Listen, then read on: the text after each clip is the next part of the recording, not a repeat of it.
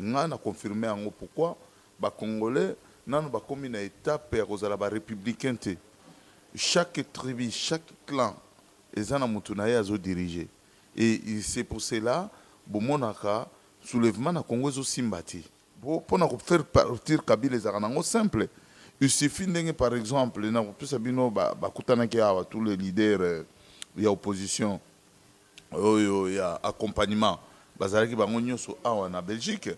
Mbobo yebisa biso réunion na bango ya Belgique et pesini na peuple congolais et le côté on n'a pas un compte rendu et par contre réunion wana tokanisa que tous les 4 5 6 7 8 9 leaders plus qui sont restés à Kinshasa bakobimisa un mot pour le Congo que non biso nyonso tomoni que élection toujours kokende les élections malamu te parce que tout est préparé que Chadar akoleka na ye wana est clair parce qu'ils a ceux qui élection en salami c'est Chadar le président de la République mais ngana yebi que ceux qui bâti Chadar na Félix a gagné occupation bazo sala baje na bango po batikala na pouvoir na bango parce qu'ils a makam na bango ezali système na bango tout ça là ni mais les solos ezaka moko na ba Félix na ba Faïlu n'ont pas droit d'aller aux élections comme ça c'est pour cela ngano yebisa bango baza ba accompagnateur po ba yebi ba kopola comment yoko ke élection yebi ki kopola donc ete natika yango basala o mutema na bango balingi bobo ikote yango ba gagner na ndenge na bango mais bino bozati là vous allez revendiquer non non n'était pas là ça nous regarde pas au moment bino bozo ko accepter l'élection izala bino bozala bo valider bango officiellement na bango bobo yesabiso réunion na bango ya Belgique et pesini na peuple congolais et le côté on n'a pas un compte rendu et par contre réunion wana tokanisa que tous les 4 5 6 7 8 9 leaders plus qui sont restés à Kinshasa bakobimisa un mot pour le Congo que non biso nyonso tomoni que élection toujours kokende les élections malamu te parce que tout est préparé que Chadar akoleka na ye wana est clair parce qu'ils a ceux qui élection en salami c'est Chadar qui va être complété et politique Kanam il n'a pas le mandat il ne veut pas organiser les élections mais de quoi cause la chef de l'État kutana na bango c'est pour cela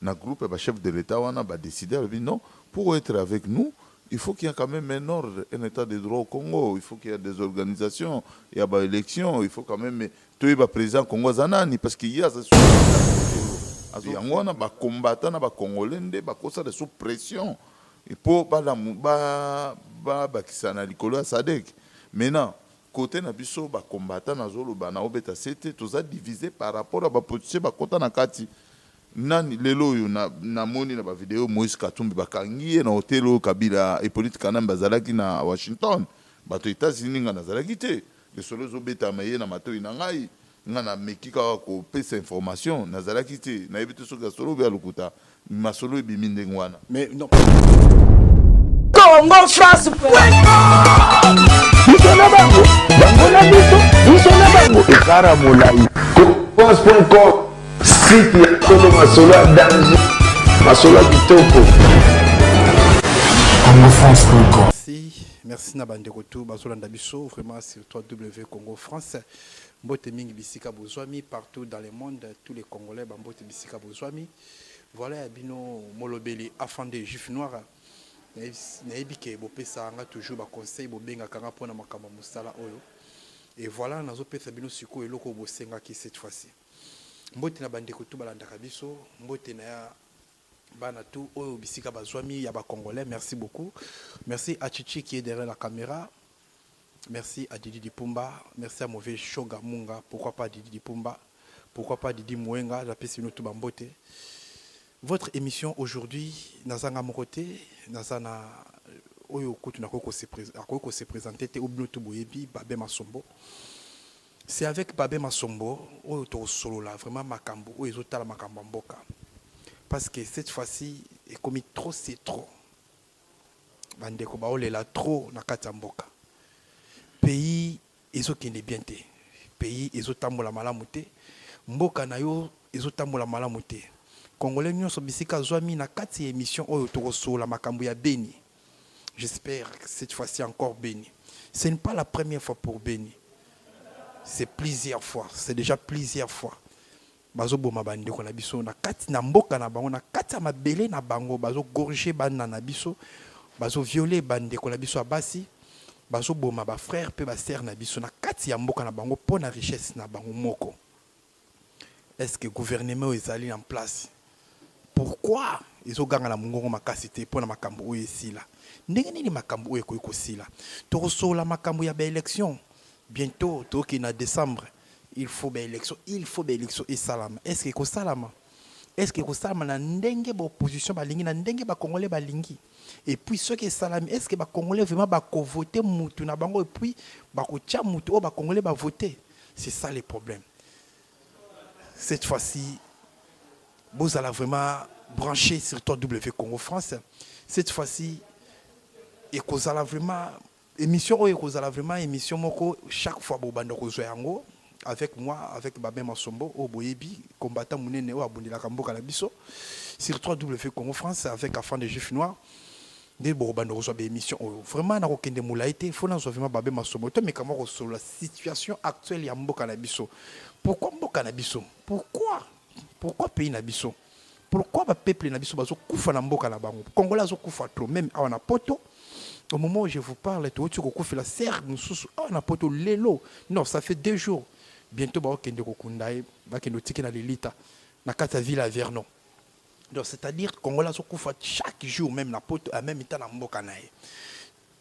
C'est pas normal. Bien sûr, toko kufa mais faut to kufa vraiment to ba keno to kufa la maladie ya bien. Oya ko boma na ba beni, oya ko boma ba congolais na kata Kinshasa. Ce n'est pas normal. To me kamo ko solo la na moi Babé Masombo, vraiment to me ko kota moi kati Babé Masombo bino so boyebi bisika bozwa mi Babé Masombo na pesi mbote na yo. Mbote Juif Noir, merci na ndengo pesinga parole, merci na Congo France, na Didi Dupumba que j'aime beaucoup, na sepelaka na ba émission na e.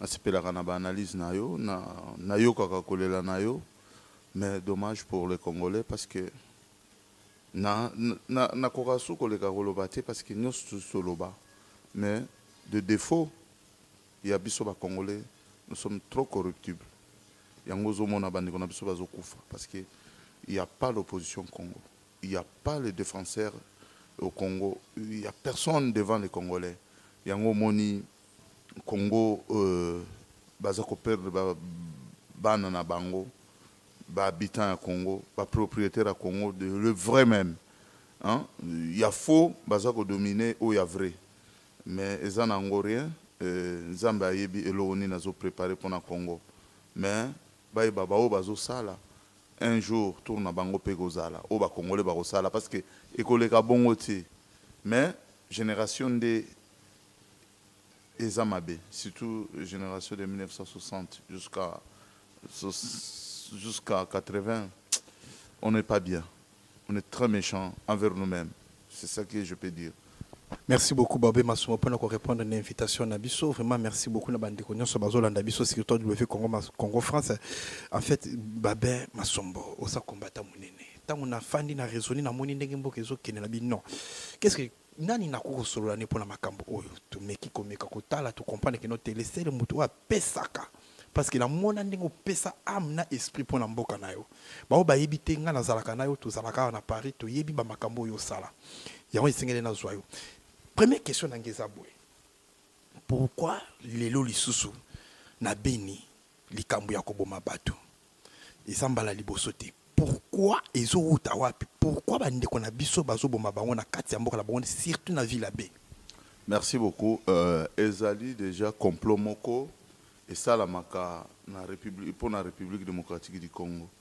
Na kanisi bazoko tanga groupe moko af ce qui comme moko ya ba rebelle rwandais na bosana ikombo nango. Ezali rébellion te, ezali rébellion rwandaise te, ougandaise te, ezali groupe ya batu ba format milice na bango et vendaka na parc Virunga. Il faut tout ça clair. Na Congo nous avons au moins 90 groupes armés. Nani ezaka leader ya ba armée wana? Nani ezaka chef ya groupe wana? Hein? Je sais pas, le nom m'échappe. Bazo benga soki AFL, ce qui AFL, un truc comme ça, je ne sais plus. nakoka ko bloquer comme bango te parce tellement ça m'énerve. Donc ezali Kabila, Museveni, Paul Kagame basangisa mayele na bango po ba déstabiliser la Congo na chaque moment Congolais ko soit décision à faire partir un groupe au côté la biso il y a groupe rwandais, ougandais, burundais, tanzanien. On va to benga ki AFDEL depuis bakota na mboka na biso désordre kota. Alors pour na ko créer ba désordre, instabilisation ya pays, ba créer un mouvement wana. Mouvement wana yango yaka ekota kana Beni et bomi bazongi na bango sans revendication, sans leader politique. Ce qui est un mouvement ya rébellion ougandaise. Mais bakoboma bato Ouganda. Bakokende ko bunda pa babenga na Museveni.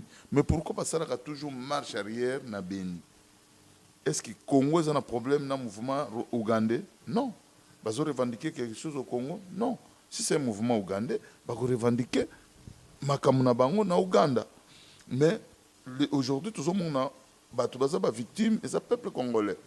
C'est pour faire voir aux Congolais que les alliés mouvement ougandais, les mouvement rwandais, les mouvement burundais, tanzanien, les mouvement ya Hippolyte Kanambe, Oyazali actuel chef de l'État et occupation de la République démocratique du Congo. Il y a à la base, il y a tous les milices où ils ont ça la Congolais mabé.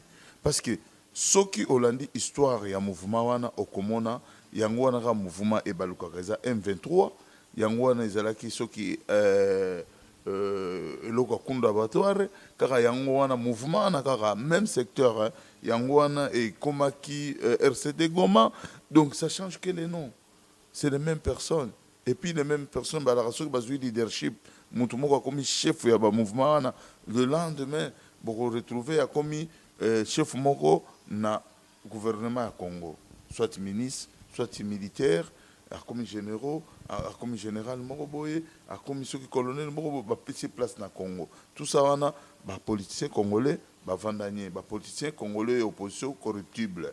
O les loyo baza ko vanda peigné na situation za na Congo. Depuis ba bomi batu na Congo. Est-ce que boyo ki politiciens congolais alobi? Non, nous devons quitter policiers ou politiciens plutôt, comment je peux dire. Politicien ni Moko, ni Premier ministre à se déplacer, ni ministre Moko, ni à l'intérieur à se déplacer parce que Babomi peuple Nabiso. Ata Mongongo Moko te ya makasi ezobele la ma parce que ba makile so tanga. Adef Anano. Oui. Bon. Babe Masombo, oza Congolais, olingaka mboka na biso, bayebi yo na mboka oyo, bayebi yo na Congo, bayebi nongo tele makana Mongongo makasi. Qu'est-ce que nous les Congolais? Nous, biso ba Congolais, ni lelo. Parce que ça mboka na biso. Toko tika makambo te au gouvernement, lo bona bo déjà toyebi bandani bazo gouvernement mboka na biso. Ni biso lelo. Ba Congolais tokoki kosa. Le seul moyen c'est les Congolais de se prendre en charge, d'oublier tout ce qui est politique, d'oublier tous les discours des politiciens, de prendre le discours de combat. Le peuple doit prendre le leadership de son pays. Ce que le peuple a comme une décision, il y a qu'à faire partir la classe politique congolaise, ne place à la libérer.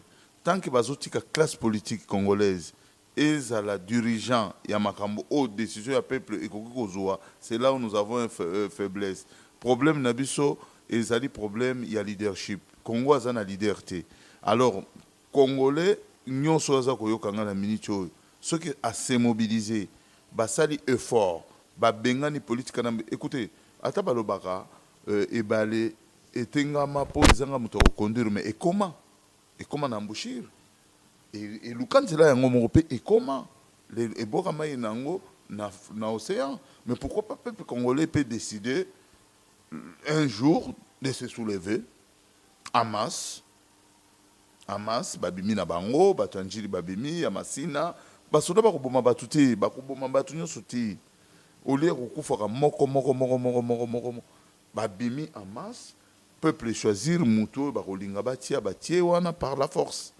Il suffit babuka ba institution wana babuka ba bureau ya ba gouvernement babuka palais du peuple bakangi la voix d'Isaïr Kabila doit partir. Mais Babé Masombo, awa tozan à Paris.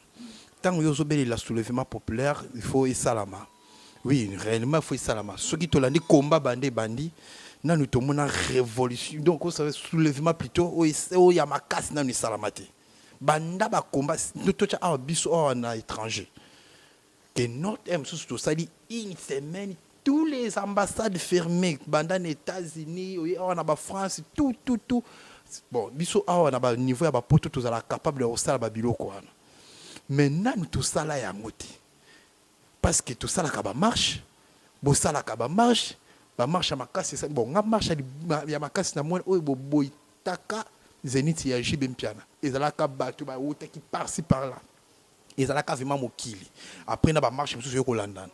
Mais lelo boye soulèvement populaire wana nini oyo vraiment bokoki kosala ke non soulèvement populaire wana il faut esalama po ba comprendre que non congolais alingi lisusu a vivre na pasi oyo te po na bato ba kufaka de temps en temps nini oyo vraiment bokoki kosala de façon que esalama eloko wana eloba maté ça la slogan te mais esalama ezwa place la tanzoto esalama eveneme salama na Congo eveneme salama libanda mundele mokili monde et mona que non peuple oyo ba décider. C'est un simple. Les problèmes et à leadership, par exemple, les opposants, il y a les lots, il y a Congo, ce ne sont pas des opposants. Ce sont des gens qui ont fait l'accompagnement de Kabila. Bango bloquera soulèvement du peuple congolais. Parce que Bango, au monde na minito, Congo est un pays très tribal. On a confirmé pourquoi les Congolais n'ont pas comme une étape aux républicains. Chaque tribu, chaque clan, ils ont dirigé. Et c'est pour cela que le soulèvement na Congo est aussi bâti. Parce que de leaders politiques, par exemple, Baluba, Bazana Bandekona Bango Muluba, Oya empêchera Bango qui est Babima. Baswahili, Bazwa pouvoir Rwanda Kabila comme si Isaïa Bango par contre, Baza manipulé par les Rwandais. Ba équatorien bazana ba leader na bango équateur oyo ba yoki la rara leader na bango équateur ba Congo bazana ba leader na bango maintenant soulèvement ko sala magiste na baluba te il faut soulèvement za la républicain ceux qui Muluba a décidé leader Muluba a décidé baluba babima il faut ba bandundu leader ba bandundu azala d'accord et puis leader équateur il faut azala d'accord mais tout ça il faut ba que ça bolingo il y a républicain, baza d'abord congolais, mais baza limité par les intérêts personnels. Pour faire partir Kabila les aranango simple. Il suffit par exemple, tous les leaders, il y a opposition, il y a accompagnement. Baza qui bango nyoso awa na Belgique, bobo sabiso réunion na bango il y a Belgique et pesini na peuple congolais et le roté. On n'a pas un compte rendu. Et par contre, réunion a que tous les 4, 5, 6, 7, 8, 9 leaders, plus qui sont restés à Kinshasa, un mot pour le Congo. Que non, nous que élection, tout ça, les élections malamouté parce que tout est préparé que Chadar a roulé canaille. C'est clair. Parce que ceux qui élection en Salami, c'est Chadar qui va être président de la République. Tu comprends? Parce qu'ils ont préparé bien taillé dans le bango kuna. Ils ont pour nabiso ba congolais. Ils ont pour garder système na bango. Est-ce que l'opposition qui était à Bruxelles, ba lobby ni kamoni ni pour peuple bima. Et le comité laïque de coordination et catholique. Est-ce que vraiment tant ba bimisa ba peuple congolais? Est-ce qu'ils disent vraiment la vérité que nous sommes occupés par un groupe de mafieux qui sont au pouvoir dans notre pays? Les médiocres, comme Monseigne l'avait dit, personne ne le dit. Mais vous voulez que le peuple congolais sorte comment? Maintenant, si le peuple congolais va sortir tout seul, maintenant, il faut qu'il y ait notre engagement. Est-ce que nous, les combattants aussi, est-ce que tout ça, bon, peut tout faire sortir le peuple congolais? Non. Non, par rapport à la division, il y a la politique, les combattants, tout ça qui combattants pour la République démocratique du Congo, nous avons ébélé, qui a battu. Merci beaucoup, Babé Masson. Toujours comme après, il y a des combattants, il y a des combattants, na kati ya mboka oyo nayebi keno bopanzana tokoma bisika wana mais eloko ndenge na poser juste ces questions soit disant ba élection salama lelo tozomona beni ezokufa bato bazoboma bato tout ça est-ce que oza sir keno si réellement ba élection ko salama est-ce que oza sir population na biso bandeko na biso peuple na biso o bazo vivre na kati ya beni wana bako voter? Non, déjà parti wana comme ils en a désordre na landa qui na radio qui état-major général et à force armées congolaises phase RDC phare RDC de l'occupation Zanakati à Beni. Je ne pense pas que na Beni ba machine à voter kokoma parce qu'ils ont beaucoup de désordre na minute ils a pas ils a Benité na Kasai. Nous autres sur la moi Beni pour trôner le nom qui est tangi trop Beni ce qui réellement vraiment même ba machine en ndenge ba lingé les so que kokoma na Beni peut ko fonctionner. Beni eza ebimi ezalaka banda kala na Beni oyo mindele balobeli mokili lobeli nde balobi tous les jours bato bakufa na Congo na Kasai na Kivu na Maniema na Kinshasa tous les jours même na Kin il y a pas longtemps baoti ko sala couvre-feu na bango baza ko intimider peuple congolais d'avance que au cas où il y a pas des élections le 23 décembre babimati hein le 23 décembre babengana politique na mbete yango wana omoni général wana soki Kasongo na ba soda et politique kanambe na ba rwandais na ba ougandais na ba mercenaires parce que bato bazo sala massacre na Beni ce sont des terroristes, ce sont des groupes armés ba shebab ba soda ou bazara na Somalie ou politique kanambe recruter atia bango wana vous comprenez ba yaka ba sali des ordres pour ko déstabiliser Congo. Tout le monde le sait, le chef de tout ça c'est politique kanambe donc nyonso wana pour ba déstabiliser élection ezalati. Et puis, le peuple congolais a s'attendre à l'autre côté pour le changement à Congo et la situation à Congo pour l'élection. Parce qu'ils ont bien taillé la mesure na bango. Il y a toujours opposition ou accompagnement. Il y a Kwangana Makayabu ou il y a Congo. Ils ont accompagné, ils ont clairement que bakozala élité. Mais pourquoi bazolu ka moyen mususuté babengane politique kanambi Congo ils la sauver? C'est là où il y a un problème. Il y a un problème, il y a peuple. Merci beaucoup Babé Masombo. Merci na bande konyo so bazola na biso c'est trop double fait Congo France bozo mona ndenge makambo so kende.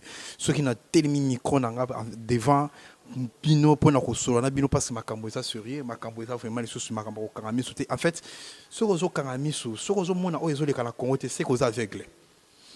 Moi de ma part na osala o bozo mona o. Mais na fa mususu pe na zo sala peut-être o bo mona te. Mais moko na biso na Congo tous à la conscience. Mboke ekende mabe soki ozozela bakota nde pa na bino peut-être oza kinois basala mabe yeba ke non ndenge ezokende ekokoma parce qu'il y a des jeunes déjà au monde ba olamuka na tongo bomoni jeune mo boyeba ki azala ne wana me bomoni ebembe mutabomie ayebanité voir même peut pas basala PR mususu moi ba enquête pour na koyeba ke non na bomi ezalaka te donc vous comprendre que non mboka la biso ezokende mabe voilà Babé Masombo omonite que non lelo boye soki totali bien bo bandaka combat boyaka na mouvement wana que non oh ya chichi zongise na Rwanda oh ya chichi eloko wana bozaki lokwa na leader na bino ba combattant bolobi que non ya chichi za wana wa ko simba ya chichi ko monde kombe zaki na fort lelo boye bokabwana ya chicha daya oh ya chicha liaka mais tu comprends qu'il y a chichi peut-être tu comprends qu'il y a liaka tu seras liaka mais tu bangi bandima voir même bembenezo na Congo mais lelo boye leader na combat na biso awawa surtout yo leader o akoko ba ke non yo zo lobila makambo leadership mais awa na combat leader azate que nous tous soutenir tous na sima ya mutu na biso boye songolo yende soki akanamba kende po yenda fanda azate c'est par là peut-être tous mona que nos combat et komi kotoyo simba boye tous mona te que non bozo isusu ndenge bozalaka te ndenge kombe bandaka. Merci beaucoup. Omoni, pour être leader il y a des normes à être leader. Rosa leader mo hotel le lobby komisi mutu lobby kuna le mambongo zongi lobby kuna ozako tambola lolenge esengelisi lobi kuna bakangio na mwasi ya batu lobi kuna osali boye non omoni biso ba congolais to na problème de jalousie vous comprenez bayebi na bango que parmi nous les combattants il y a des vrais qui peuvent prendre le leadership à combat pe batu tous ali liboso to bundi pe to longi mais comme ils ont problème il y a jalousie motema mabe richesse au congolaise a nango makasi richesse oyo tokoti yango na misé motema mabe mutu lokola donc confiance ezate mutu lokola nga soki confiance ezate bon bitumbo to gagner ndenge parce que balingi kozala na confiance te. C'est pour cela que je t'avais dit tout à l'heure mon frère que génération de 1960 jusqu'à 85 génération foutie, malheureux, vendu, corruptible, jaloux. Vous comprenez? Jalousie. Balinga rabaye ba vie juif noir et les garandéni. Mais ce n'est pas tout le monde. Ngai na vandi na combat, je sais pas comment identifier une vie à mutu, jalousie, kokanela mutu, kosala mabe, koluka ko sacrifier moninga, koluka ko sala mutu mabe. Non, c'est pour cela que aujourd'hui combat est comme une ça. Vous comprenez? Mais par contre combat za lokola likala moto. Ata ezaka etikali moto muke. Il suffit kaka basangisa na kuni oyo eza nano eza facile ya kopela epeli nango biso tutikala na ba fe ya muke. Il suffit ko sangisa na bato baza propre komba kozonga nango normal. Mais ceux qui ont aventuré, le lozaki muto Moïse, le bolongo bandiko finga, le bozaki muto Mbemba, le longo Mbembo fingi Bemba, le bozaki muto Félix Tshisekedi, le longo ata uzomona leader na yo, azosala mabe yo tikalika mutu na ye, nyoso wana ils ont aventuré et Congo ko avancer na rien. C'est pour cela biso ba mususu ko sangana vraiment pardon. Ata ba beleli 1000 fois. Tout sangana na osangana suna bato wana. Merci beaucoup, merci beaucoup. Ce n'est pas une question, il y a motema mabe à jalousie parce qu'il n'y a pas de concret. Les Congolais, les combattants, il n'y a pas ça. Mais il faut faire des démarches, Babé Masombo. Koluka ba jeune, au bako zala loko la peut-être na esprit moko na yo. Oyo beaucoup ko kende, beaucoup ko mema sous combat ne sika ou bien besoin que ça ne sika ou utaki. Na force o ezalaka parce que to kende pas to zonge pas lelo ngai non to sola to fanya na poto to umeli na poto to yebi komba ngondenge banda ki banda ba 2006 mais to kende pas to zonge pas atana ba 2011 komba ndenge ezwaki force mais lelo eza na force wana te mais siko lio okosa la démarche moko te pour lobby combat ezo et récupérer force na mais tout ça la ba la dison baza propre tout ça ba marche c'est les Congolais de venir.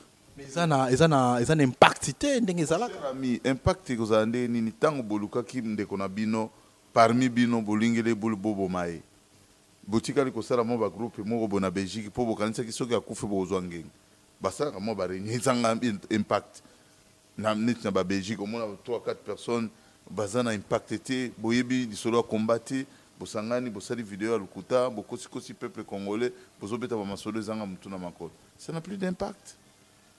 Ata batali au congrès soki andenge nini oh tolingi ko eko simba lisuste parce que bolakisi déjà wana etango so be ko suste kabila fanda na e mais na lobby ko sangisa biso ne tozalaki wana ezaki eloko amour mboka mais ba diable ba koti ba panzi amour mboka et ya lokola liki panzani pa ata boloko te kozonga ndenge ezalaki te. Il faut qu'il y ait une autre génération net ba jeune on a pas na bango bazen mususu ba masa mususu baza propre lokola ba force vous comprenez lokola ba Ladison lokola ba Cedro bazana na Paris awa toko sangana to sali force ke luka ba jeune po ba jeune bazana bango ba jeune cité ba jeune ya ville ba jeune à Paris ba jeune à Bamien bazana bango ba mususu ba benga vie pona ni bo sala boye vous comprenez. Il y a même quelques aventuriers bazole quand même na batterie bi kombanyo so bo sali bo kangi musique tala ne ba komi bazoba moko bo bayebite ke o ezosala malelo yo na Congo même politique anamba bazolinga okende te mais azokende par la force za makambo komba esala vous comprenez. Mais il faut que meka siko yo kotene monsieur. Merci beaucoup. Le Congolais ça comprendre mutu na position na ye. Je suis pas saint nazala mabe nanga mais mabe il faut ezala muke bola mo ezala belé. Merci beaucoup. Yangwana nazo senga na peuple congolais biso to na biso tutike na ba intéressé le muke o ekopelisa susu moto à combat. Merci beaucoup. C'est les Congolais de faire un effort. Tout ça, je suis seul, na l'addition, na force, hein, na quelques personnes, tout ça, il marche. Si les mêmes Congolais ne veulent pas revendiquer leurs droits, merci beaucoup, Babé Masombo. Tokomo Kinamwa Basuka, na entre 2 ou 3 question qu'on reposer mais tout le monde lelo angolais télémela qui quand même kabilango et télémeli gouvernement ya mboka na biso tout le monde voir même président angolais ayaki awa et lobeli makamba Congo Sadek et lobeli makamba Congo ba télémeli kabila bazana moi ba pression bazo tchai ba bisi que non il faut faire ça élection na ndenga bien mais pourquoi vous les combattants pourquoi botiki makambo comme ici na maboko ya ba angolais botiki makambo na mboka ya ba communauté internationale pour bazala pe un mot tantôt plus tôt nazala na pe sir na bango te oh tant to monique non angolais était les meli quand même makambo kabila mais fallait bino pe bosala quelque chose pourquoi bon fandi ko to nie beaucoup motika ko to angola bondela non les Angola ils relèvent wana ils apona nini ils pas organisation moko internationale oyo nani Congo zanakati ba moni kolela peuple congolais yango na organisation lokola SADC ba moni bazana élément moko zanakati organisation qui est à propriété Hippolyte Kanam il n'a pas le mandat il ne veut pas organiser les élections mais de quoi cause la chef de l'État kutana na bango c'est pour cela na groupe ba chef de l'État wana ba décider non pour être avec nous il faut qu'il y ait quand même un ordre, un état de droit au Congo. Il faut qu'il y ait des organisations, il y a des élections. Il faut quand même tu es président Congo Zanani parce qu'il y a ce mandat mon côté. Azo vivre là dans le Congo par consensus. Donc bah tout 3-4 personnes bah sangani, bah lobby non, tout ça le dialogue pour tout vendre pour tout ça la boy. On est comme 3-4 personnes bah vendi. Ce n'est pas les Congolais. Ce n'est pas les Congolais qui ont décidé. Vous comprenez?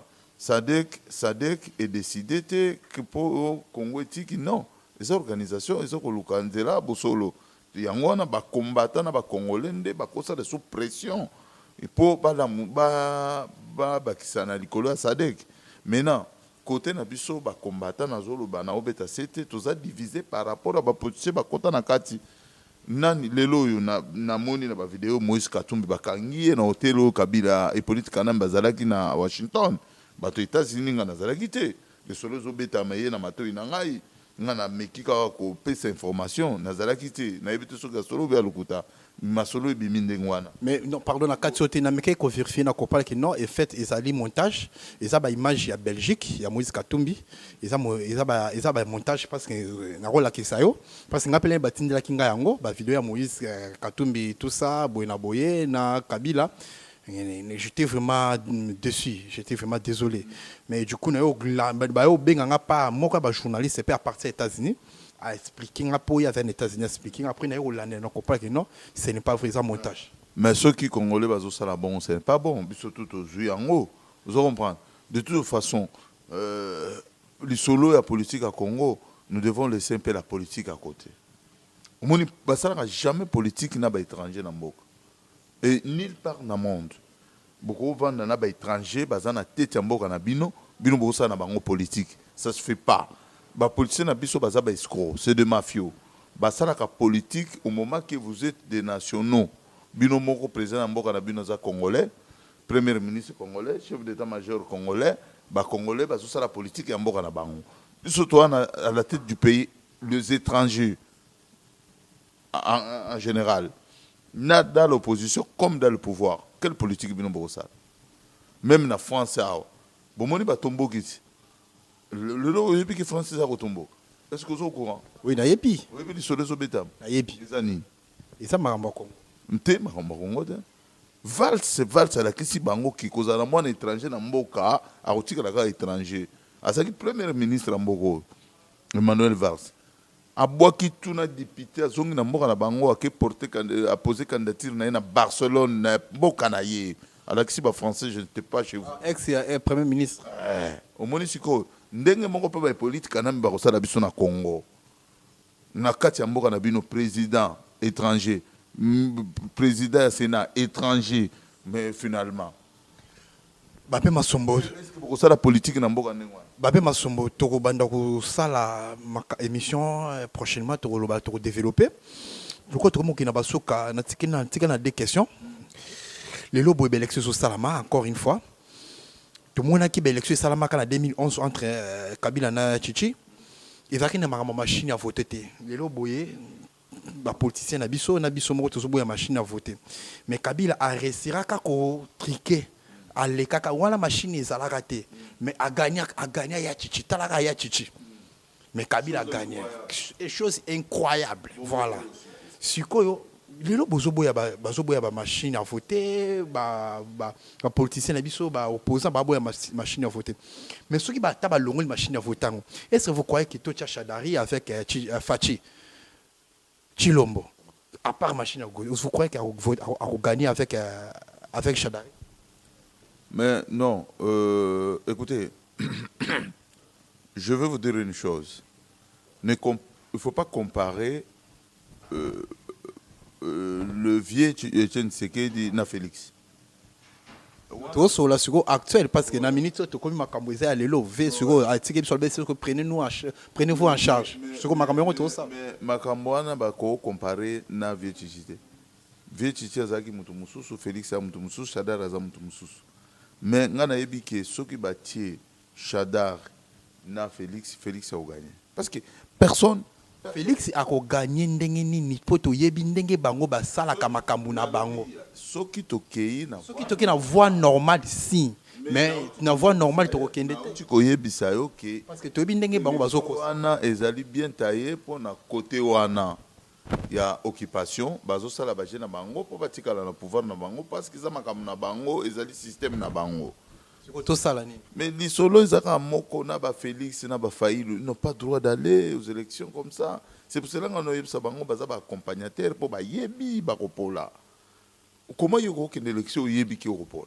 Donc, Natika Yango, Basara Omtema na Bango, Balingi, Bobo Ikote Yango, Bagagné, Nandenge na Bango, mais Bino Bozate.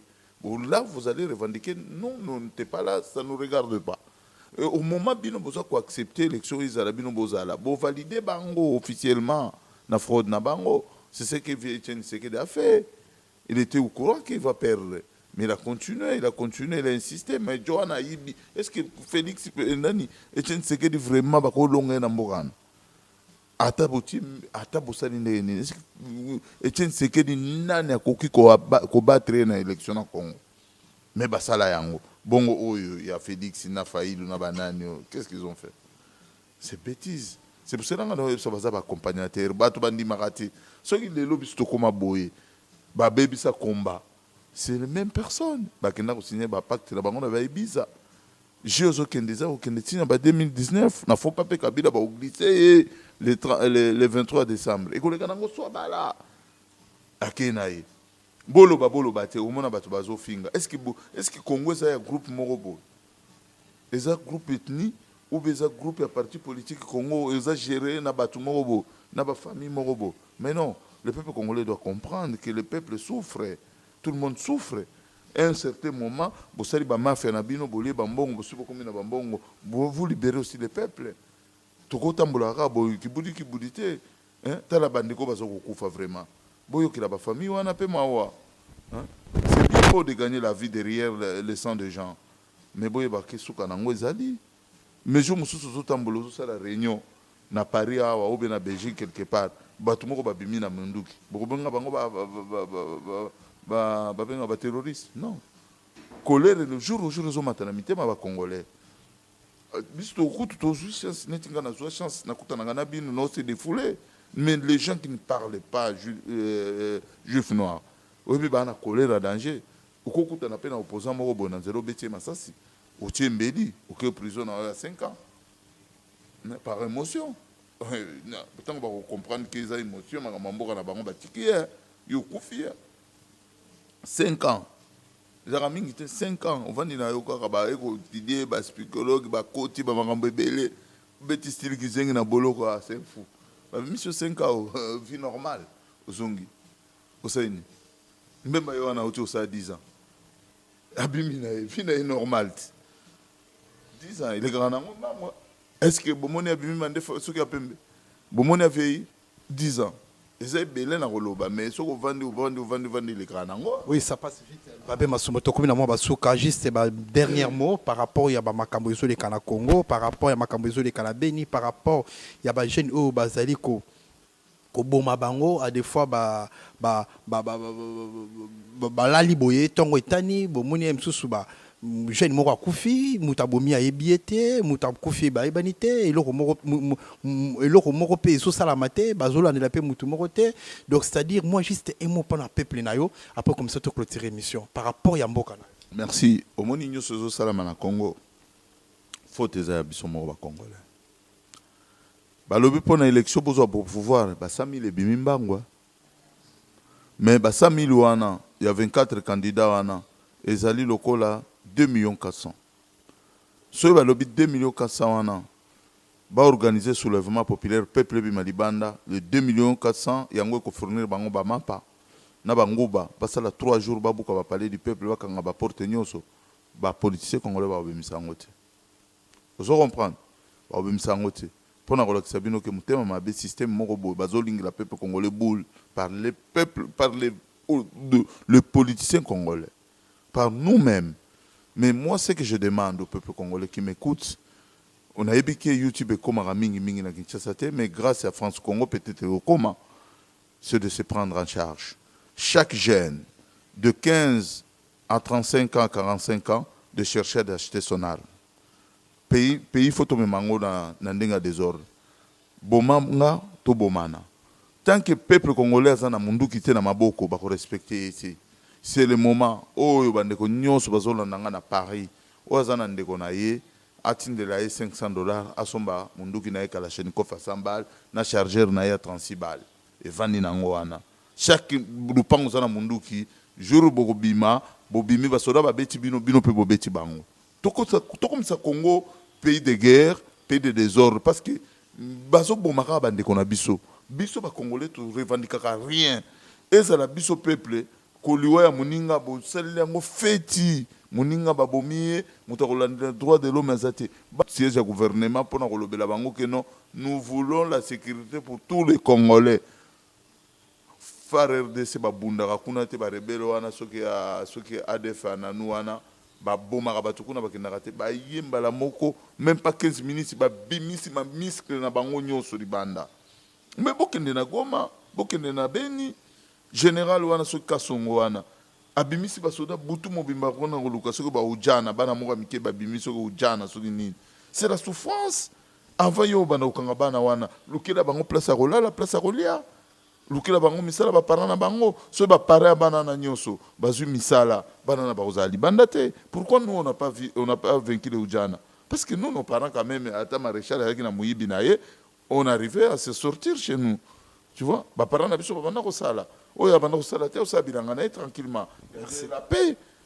Alors on a cinq na peuple congolais na bande ko nyonso oyo bazola nanga diaspora ya Angola ya Afrique du Sud ya na Europe partout en Asie, botinda mbongo na Congo, ba jeunes garçons nyonso oyo bazana ba quartier, neti na chaque ba quartier, na ba molar, na ba ngiringiri, na ba lingua partout na Masina, na Njila, bas armé, basomba ba Kalachnikov. Merci.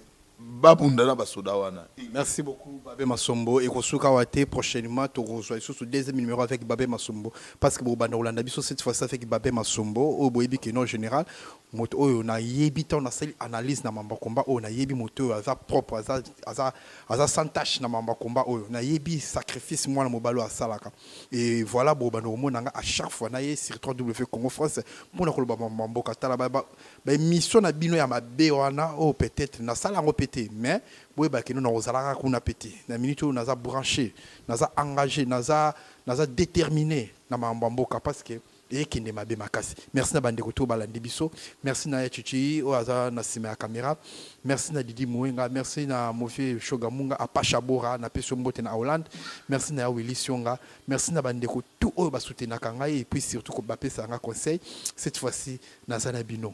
Donc vous allez toujours brancher sur www Congo France avec votre humble serviteur afin de chez Finnois tout Koutani Balasima. Merci beaucoup. À tout.